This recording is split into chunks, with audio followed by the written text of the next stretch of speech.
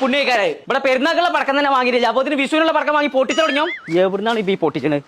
അപ്പൊ ഉസുറും മുടി എന്ന് പറഞ്ഞ സാധനമാണ്. ആ ഒത്തുങ്ങനെ പോയിരിക്കല്ല. പെരുന്നാളിന്റെ പടക്കല്ല ആദ്യം പൊട്ടിച്ച, വിഷുവിനുള്ള പടക്കപ്പതന്നെ കൊടുത്ത് പൊട്ടിച്ചല. ഞാൻ ചവിട്ടിയാണല്ലോ. ഞാൻ പൊട്ടി കഴിഞ്ഞില്ലാന്നാണ് വിചാരിച്ചത്. എന്ന് വെച്ചാൽ പടക്കം പൊട്ടിച്ചാൽ ഇന്നെ വിളിച്ചാലോ. എവിടുന്നായിരിക്കും പെട്ടെന്ന് ഒരു ധൈര്യം കിട്ടിയത്? എനിക്കൊന്ന് പൊട്ടിക്കാൻ തോന്നുമ്പോ ഞാൻ പൊട്ടിക്കും, നാളെ ഒന്ന് ഞെട്ടിക്കാൻ തോന്നുമ്പോ അലത്തു അത്ര ധൈര്യം ഉണ്ട് ആ പനുട്ടിയാണെങ്കിൽ ഇതൊന്ന് പൊട്ടിച്ചാച്ച്. ഇതിന്റെ രണ്ട് ഭാഗം ഇങ്ങനെ നിക്കണോണ്ട് ഇതിന്റെ ശുക്രൻ ചെരിഞ്ഞിരിക്കുക. അപ്പൊ ഈ സമയത്ത് പൊട്ടിക്കാൻ പാടില്ല.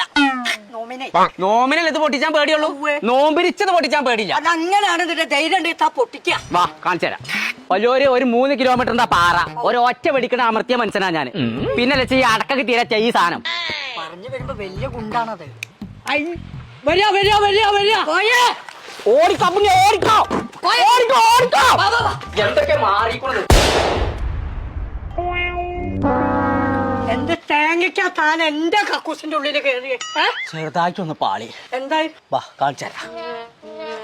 പാത്രം കെട്ടുന്നുണ്ടല്ലോ. എന്താ കരിഞ്ഞുണ്ണി ചെറുതായിട്ടൊന്ന് മാറി. ഗുണ്ടിന്റെ പതിൽ ലൈറ്റർ വെച്ചിട്ട് അടച്ചു. അപ്പൊ നീ എവിടുന്ന് ഈ പടക്കം വാങ്ങി? മുള്ളത്ത് പടക്കക്കടയുണ്ട്. വെറ്റിലടക്ക വരെ കഴിഞ്ഞു. മുള്ളത്ത് പടക്കക്കടീന്നാ വാങ്ങി? മുന്നത്തൊന്നും പൊട്ടാത്ത വലിയ ഭാഗ്യം. അപ്പൊ നീ അന്റെ മുണ്ടൊക്കെ കത്തി കഴിഞ്ഞു. ഭാഗ്യത്തിന് എന്റെ തുണിക്കൊന്നും പറ്റിയിട്ടില്ല. നമുക്ക് മുള്ളത്ത് പടക്കക്കടീക്കത്തിന് പോയേക്കാം.